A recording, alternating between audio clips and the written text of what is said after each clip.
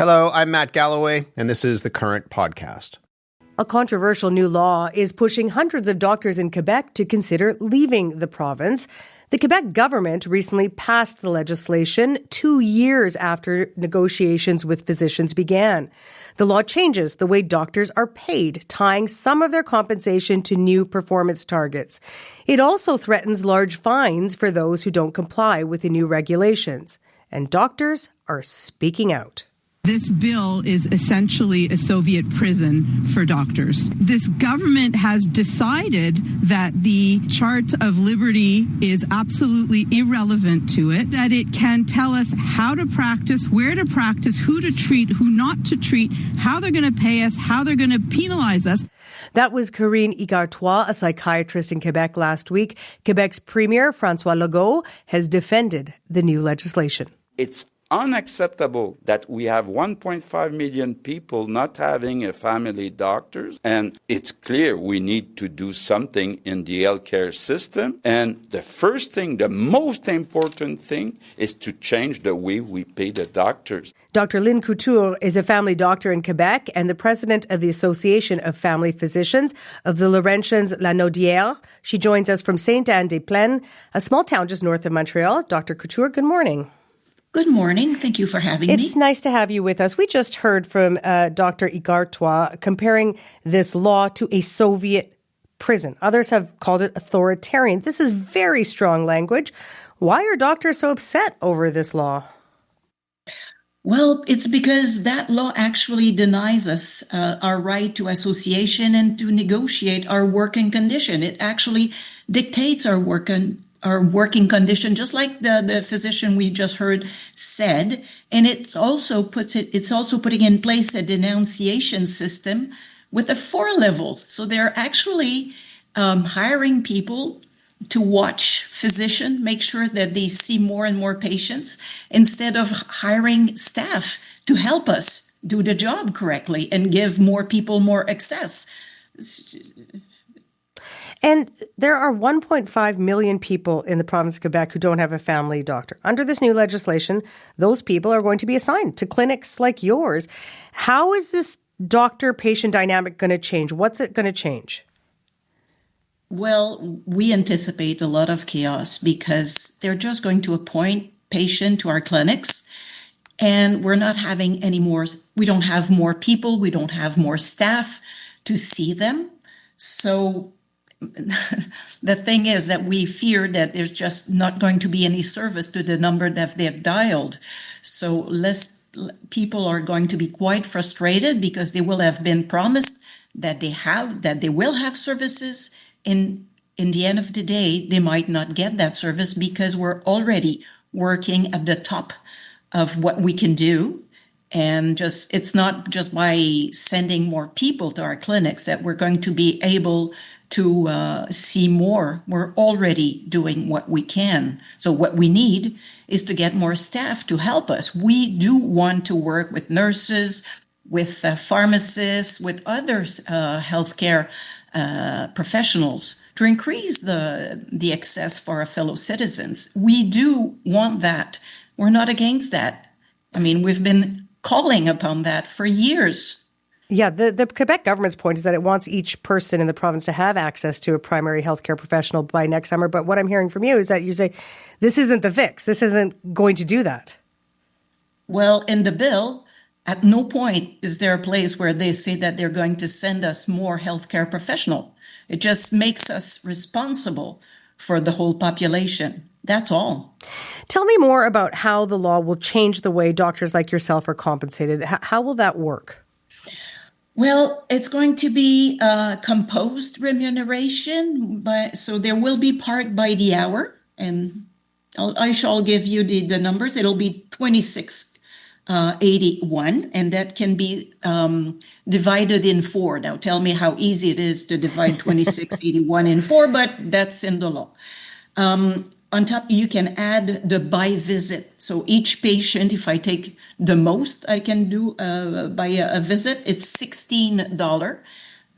Currently, just to let you know, it's 60, not 16. And most of the physicians right now see like 3 patients an hour. So if you just add those two, it'll be like 74.81 an hour compared to what is currently the case, 180 an hour.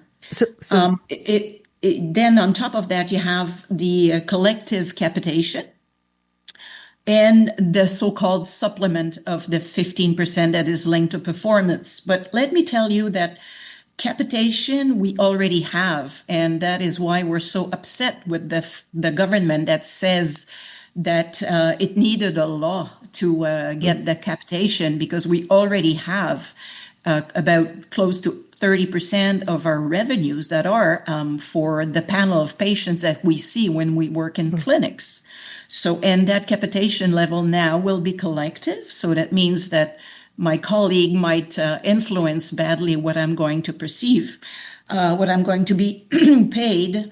And it's actually going to be lower than what we already have.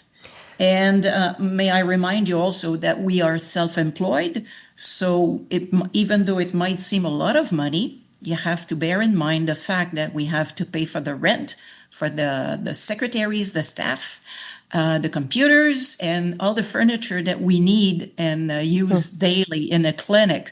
So it's not that much. We received a statement from the province of Quebec saying that this law is meant to get every Quebecer access to proper care. You and I have talked about that already and your views on that. And in the words of the Quebec government, quote, "This is not about punishment, but about shared responsibility, and that the targets are realistic and take into account the realities on the ground." What do you say to that? Alternative reality? They have not a clue on what's going on in the ground. Right now, people are working their head off. They haven't been listening to nobody. There is a shortage of family physician, of 2,000 family physician in the province of Quebec. I know there's a shortage of family physician everywhere in Canada, but in the province of Quebec, it's 2,000. And even their Ministry of Health, of this government, does acknowledge the fact that there is a shortage. But the Premier and Mr. Dubé, the Health Ministry, do not seem to realize that. So when they say that it's realistic, it's attainable, they do not take into account the fact that there's a shortage. Actually, if there was no shortage, we would be seeing all the population, and we would be more than happy, because that's what we do as family physician. You know, we want to take care of our fellow citizens. That's our goal. You speak of the shortage, and one thing that is seemingly a consequence of this new law, that doctors are considering leaving Quebec to other provinces like neighboring Ontario, New Brunswick, or retiring early because of this law. Have you considered your options and perhaps leaving? I believe that all the physicians in the province of Quebec right now are considering their options. For my part, I will not be leaving. And I must say that this law, as I said, has a surveillance system, and that includes what we're talking about right now. So understand my points properly. I am not encouraging any physician to leave the province. Definitely not, because this will actually increase the number of patients without family physician, thus increasing the burden on the remaining physicians in the province. So I am not doing that, of course, because I'm staying also. But I understand that some physicians, they take, they add their numbers, because, as I told you, the remuneration, the revenue is going down by at least 30% for all physicians.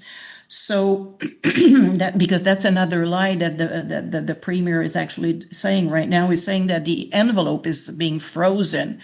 But, I don't know about you, but when I look at 3.033 billion, and it goes down to $2.28 billion, to me, this is not being frozen. It's really going down. That's the envelope from 2024 to 2028. So we're facing a cut in there. So yes, what is happening right now? So some people are leaving because, there's been also a campaign dragging the physicians into the mud, saying that they were lazy, they were unprofessional, that they were not doing what they had to do, and so on and so forth. So most of the physicians are in dismay, devastated, depressed. Some even went into suicidal states, so we had to address that. So right now, it's quite a sad moment for physicians. So yes, there are unfortunately some people that leave the province. That is very sad. That's why, when the Premier says it's urgent to pass the bill for the 1.5 million patients without family physician, I would say that it's urgent to put this law on pause and even to withdraw it, because the number of patients without a family physician is on the rise since the law has been passed. Dr. Couture, we'll have to leave it there, but I appreciate your time this morning. Thank you. Okay. Dr. Lynn Couture is a family doctor in Quebec and the president of the Association of Family Physicians of the Laurentians-Lanaudière region. She was in Sainte-Anne-des-Plaines. Well, with Quebec doctors considering leaving the province, Ontario's Premier Doug Ford has jumped at the opportunity. Call 1-800-DOUG-FORD, all the docs. Come by, we'll roll out the red carpet for you. Quebec Premier François Legault fired back, saying this was not the time for provinces to take shots at each other. According to the College for Physicians in Quebec, by this past Friday, 125 doctors had completed the process to have the right to practice in Ontario. Dozens more have applied for licenses in New Brunswick. Andre Picard is the health columnist for the Globe and Mail. Andre, good morning to you. Good morning. There's been a lot of criticism of this new law from doctors, national medical bodies, including the Canadian Medical Association and the College of Family Physicians of Canada have spoken out against it. Help us understand why there's been such a backlash from doctors. Well, I think it's just the imposing of a contract is the hard part, and then threatening to fine people if they oppose what the government is doing. Every government in the country around the world is struggling with how do you pay doctors correctly? How do you get value for money? How do you get all your patients treated? This is an issue that's happening all over, and no one has found the right formula. And I think it's fair to say this isn't the right formula. And the other side of this, of course, is the patient side. And for its part, the Quebec government says, look, this is going to help with patient care, help with the number of people who can get access to a primary care team, including a doctor. Doug Ford is rolling out the red carpet saying, come on over, because Ontario is short of doctors as well. What is this going to mean for patient care? I think there's nothing good in here for patient care. As you mentioned earlier, about 1.5 million Quebecers don't have a family doctor now. Across Canada, it's about 6.5 million Canadians. So this is a big issue. Now, is forcing doctors to take on more patients, threatening them with fines if they don't do it, is that going to improve patient care? I think there's no evidence of that this really heavy stick is going to solve this problem. Let's talk about some of the politics of all of this. Quebec Social Services Minister Lionel Carmont stepped down from his position last week. He's now going to sit as an independent.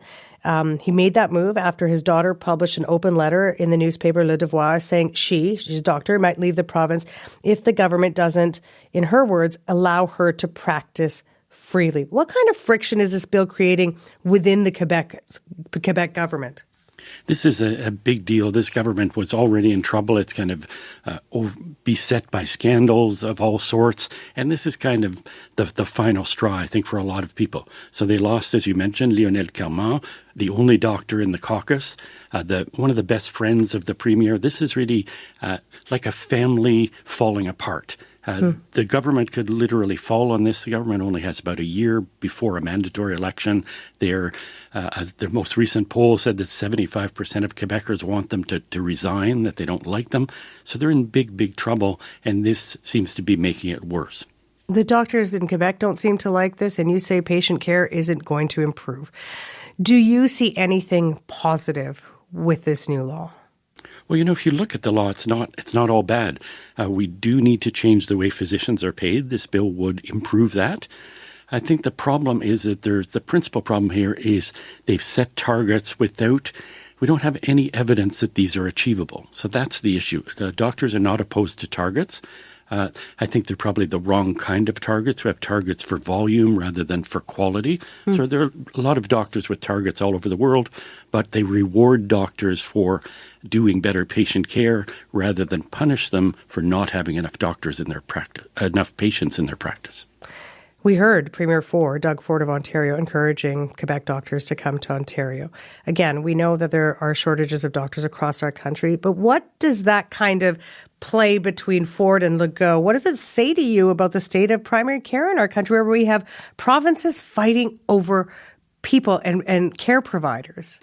Well, I think what Doug Ford did, he said in retrospect that he was joking, but, it was very inelegant, but it was very stinging. He really wants those doctors, and he's going to get hundreds of them. So it's working. There's a long history of this. The way, we have provincial, every province is different. They have their own doctor's contract, and traditionally this is what happens. One province gives more money to the doctors. The others say, hey, look, if you don't give us money, we're going to go to the next province. So this is a long-standing strategy, and in this case, it's being turned around. It's the government's using it rather than doctors. So it's turnabout is fair play, I guess. Last month, Ontario announced that it had slashed its wait list for family doctors in half. This is after the province introduced some changes that were led by former federal health minister Jane Philpott, who's doing some work to help address these issues. What did Ontario do, and is that a viable model? I think, as I said, every province is struggling with the right way. I think the big difference between Ontario and Quebec is Ontario is using carrots and Quebec is using sticks. Very fundamentally different approaches. So Ontario is changing how they pay doctors as well, and the pay differs based on practice models. So, we heard about Dr. Kalma's daughter saying she doesn't have the freedom to practice. In Ontario, you really have that. You can choose your model, the one that suits you. You can be on salary, you can get a mixed model, you can be on fee-for-service. So there's really a lot more choice, and they've made it more attractive for doctors to practice in Ontario, whereas Quebec, this law that we're talking about is not the only one. There's another one that said students have to practice in Quebec for 5 years after graduation. They've brought in a new centralized model for the health system called Santé Québec. There's a lot going on in Quebec that's upsetting doctors and making it more difficult to practice, whereas in Ontario, it's getting a lot smoother. So it's much more attractive. Another jurisdiction where we might look to that looks like it has some success is British Columbia. It made changes to the pay structure for family doctors. It's brought more doctors to that province as well. What is it about BC's approach that's attracting more physicians? Yeah, so BC has targeted family doctors. They have something called a longitudinal model. So they pay doctors $105 an hour, and then they can supplement that with some fee-for-service. They give them bonuses at the year end if they meet targets. So again, it's more carrots. This has been very successful. BC has drawn a lot of doctors, but the interesting thing is visits are down. So you're not getting more volume, but presumably you're getting more quality. And again, that's the big debate around the world. How do you use doctors in the best way possible? And I suppose the other thing that everyone's trying to strike, provinces and others, is that balance between incentivizing doctors and making the system work for patients. Yes, balancing incentives, cost. The reality is a lot of research shows that when you pay family doctors more, they work less. They care about lifestyle. They're not, people say, oh, doctors are greedy. They're driven by money. In fact, the research shows that's not true, that they want a lifestyle. They want a decent income, cover their overhead. But again, how do you incentivize when people say, hey, I've got a comfortable living here, a nice practice. I'm not going to do more. Do you think the law in Quebec is going to stand? Premier Legault seems to be very, very pig-headed about this. There's a lot of history behind this. As with everything in Quebec, there's history. It goes back to 2003. He was the Parti Québécois health minister.